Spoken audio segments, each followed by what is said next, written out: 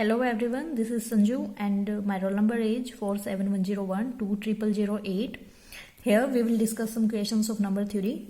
Our first problem is prove that the product of 3 consecutive integers is divisible by 6 and product of 4 consecutive integers is divisible by 24. Here we will prove it by mathematical induction. सबसे पहले हम n equal to 1 के लिए इस result को check करते हैं. अगर हम n की जगह पर 1 पुट करते हैं तो हमारे पास आता है 6 और 6 है वो हमेशा 6 से डिवाइड होता है. तो ये रिजल्ट n इक्वल टू 1 के लिए ट्रू है. हम लोग अज्यूम करके चलते हैं कि n इक्वल टू k के लिए ये रिजल्ट होल्ड करता है और n equal to k plus 1 के लिए हम लोग प्रूव करेंगे. Now we need to prove that the result is true for n equal to k plus 1. If n equal to k plus 1, then n plus 1, n plus 2 becomes k plus 1, k plus 2, k plus 3. k plus 3 factor को सबसे आगे लेकर चलते हैं और हम लोग तब इसको सॉल्व करते हैं तो हमारे पास ये दो फैक्टर्स आते हैं k plus 1, k plus 2. ये वाला जो फैक्टर है वो इक्वेशन फर्स्ट से 6 है वो इस फैक्टर को डिवाइड करता है. तो ये वाला जो फैक्टर है वो तो कुछ 6l टाइप का आ गया. हमारे पास अब 3k plus 1 और k plus 2 है वो हमें प्रूव करना है कि वो भी किसी 6m के टाइप का आ जाए. अब यहाँ पर k plus 1 और k plus 2 है वो दो कॉन्सिक्यूटिव इंटीजर्स की प्रोडक्ट है. सो ये इवन नंबर मिलेगा हमेशा और अगर ये इवन नंबर मिलेगा तो इसको हम 2m की फॉर्म में लिख सकते हैं. और 2m यहाँ पर अगर हम लोग यूज करते हैं तो 3 इंटू 2m यहाँ पर आता है 6m. तो ये भी 6l और ये भी 6m. 6 कॉमन आके हमारे पास आ गया कि 6 है वो डिवाइड कर रहा है k plus 3, k plus 1, k plus 2 को. मतलब n equal to k plus 1 के लिए भी ये रिजल्ट होल्ड कर रहा है. सो हम लोग कह सकते हैं कि प्रिंसिपल ऑफ मैथमेटिकल इंडक्शन से ये रिजल्ट ट्रू है हर एक इंटीजर के लिए. Similarly product of 4 consecutive integers हैं वो डिविजिबल होगा 24 से. यहाँ पर भी हम लोग मैथमेटिकल इंडक्शन का यूज करेंगे. n इक्वल टू 1 के लिए अगर हम इस चीज को सॉल्व करते हैं तो हमारे पास आता है 24 और 24 is always divisible by 24. So result is true for n equal to 1.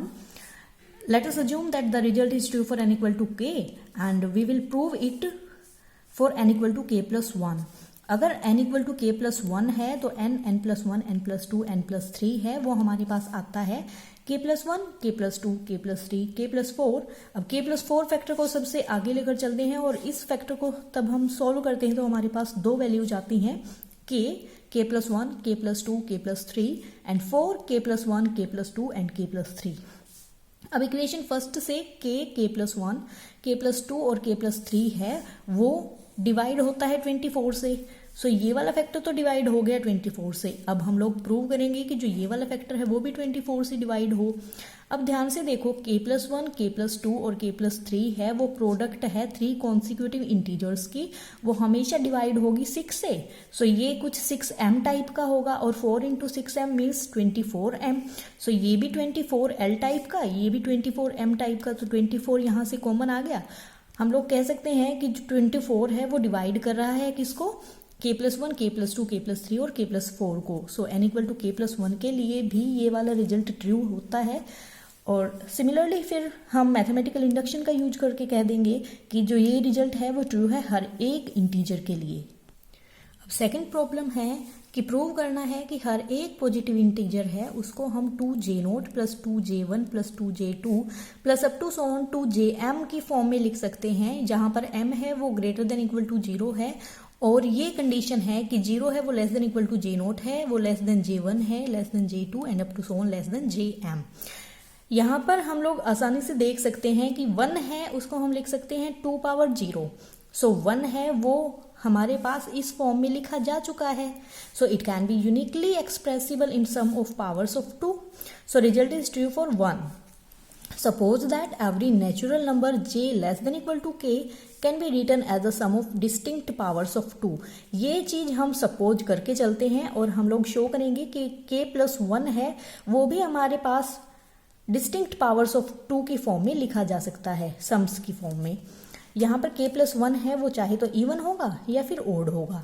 Case first है अगर k प्लस 1 इवन है तो k प्लस 1/2 है वो कोई भी पॉजिटिव इंटीजर होगा और एक नेचुरल नंबर है जो कि k से छोटा या फिर उसके इक्वल हो सकता है। सो जो इंडक्शन हाइपोथेसिस हम लोगों ने मानी है कि j अगर less than equal to k है तो वो sum of distinct powers of 2 की फॉर्म में लिखा जा सकता है।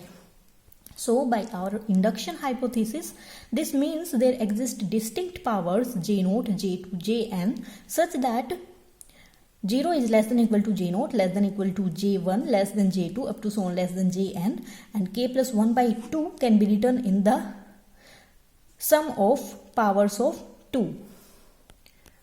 मल्टीप्लाई करते हैं दोनों साइड्स 2 से, हमारे पास आता है k plus 1, 2 J0 plus 2 J1 up to so on 2 Jn।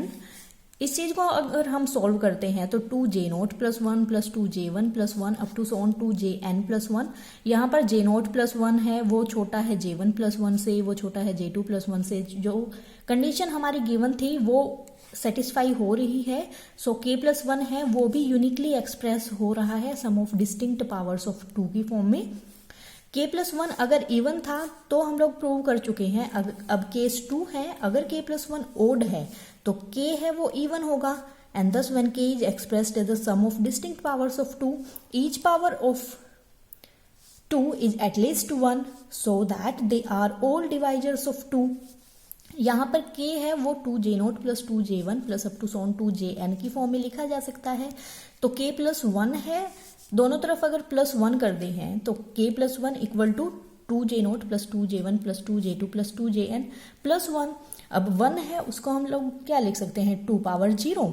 सो ये भी एक 2 की पावर है और जो k प्लस 1 है वो सम ऑफ पावर्स ऑफ 2 की फॉर्म में लिखा जा चुका है। So it can also be written as sum of distinct powers of 2 since the statement is true for k plus 1 in both the cases, so it is true for by the principle of mathematical induction for all positive integers. Our next problem is, if n is composite then prove that n minus 1 factorial plus 1 is not a power of n। सबसे पहले हमें पता होना चाहिए कि Wilson's theorem है उसकी statement क्या होती है। सो विल्सन्स थ्योरम है वो स्टेट करती है कि it states that an integer n greater than 2 is prime if and only if n minus 1 factorial is congruent to -1 mod n। अगर कोई भी इंटीजर n जो कि 2 से बड़ा है वो प्राइम तभी होगा तो वो इस कंडीशन को सेटिस्फाई करेगा। इस कंडीशन से हम लोग क्या कह सकते हैं कि n है वो डिवाइड करेगा n माइनस 1 फैक्टोरियल प्लस 1 को। So we can say if n divides n minus 1 factorial plus 1 then n must be prime। लेकिन हमारे पास गिवन क्या है कि n है वो कंपोजिट है। अगर n कंपोजिट होगा तो n है वो कभी भी n minus 1 factorial plus 1 को डिवाइड नहीं करेगा। So by negation of Wilson's theorem we can say that if n is composite then n minus 1 factorial plus 1 is not divisible by n। So n minus 1 factorial plus 1 is not written as a power of n, because if n minus 1 factorial plus 1 can be written as a power of n then it is of the form n power k for some k, and if it is of the form n power k then n must divide n minus 1 factorial plus 1, but this contradicts the given condition, so n must be composite. Our next problem is, given any positive integer prove that there is only finite number of integers x satisfying sigma x equal to n। Solution: as for all integers k we have that 1 and k are divisors of k। अगर कोई भी integer k हम लोग लेकर चलते हैं तो उसके पास 1 और k तो उसके डिवाइजर्स हमेशा होंगे। सो हम लोग क्या कह सकते हैं कि जो सिग्मा k है वो हमेशा greater than equal to k plus 1 होगा। लेकिन हमारे पास कंडीशन क्या है, sigma x equal to n। So जो solution sigma x equal to n को सेटिस्फाई करेंगे तो only solutions for sigma x equal to n must be less than n।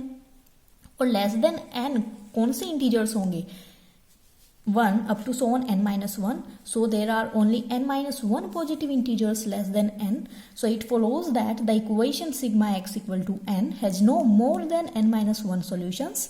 और हमें प्रूव यही करना था कि अगर कोई भी पॉजिटिव इंटीजर गिवन है तो sigma x equal to n के पास हमेशा फाइनाइट नंबर ऑफ सॉल्यूशंस होंगे, और फाइनाइट नंबर ऑफ सॉल्यूशंस हमारे पास आगे कितने, n minus 1 n minus 1 solutions हैं इसके। so for any positive integer there is only a finite number of integers x that satisfy sigma x equal to n। Our next problem is show that sum of positive integers not exceeding n divides the product of positive integers not exceeding n if n plus 1 is composite.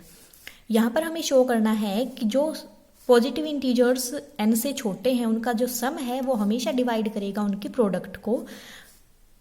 कब? तब n plus 1 composite होगा. सिर्फ ये condition है, अगर n plus 1 composite हो जाता है तो सम ऑफ पॉजिटिव इंटीजर्स हैं जो n से छोटे हैं वो हमेशा प्रोडक्ट ऑफ पॉजिटिव इंटीजर्स को डिवाइड करेंगे जो कि n से छोटे हैं. अब देखो sum of positive integers not exceeding n मतलब 1 plus 2 plus 3 plus up to so on n, और इसका सम है वो क्या होता है n प्लस 1/2.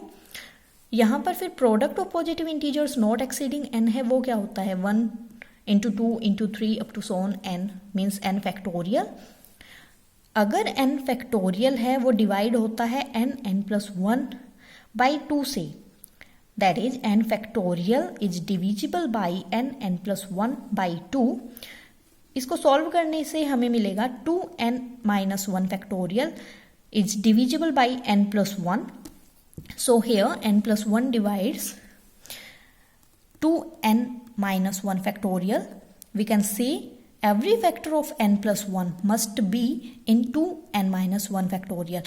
अगर n plus 1 है वो डिवाइड कर रहा है 2n minus 1 factorial को, so n plus 1 का हर एक फैक्टर है वो 2n minus 1 factorial में भी बिलोंग करना चाहिए. अगर n प्लस 1 है वो प्राइम हो जाता है तो सिर्फ और सिर्फ फैक्टर्स इसके क्या होंगे 1, या फिर ये खुद n प्लस 1, और n प्लस 1 है वो तो 2n माइनस 1 फैक्टोरियल में बिलोंग कर ही नहीं रहा.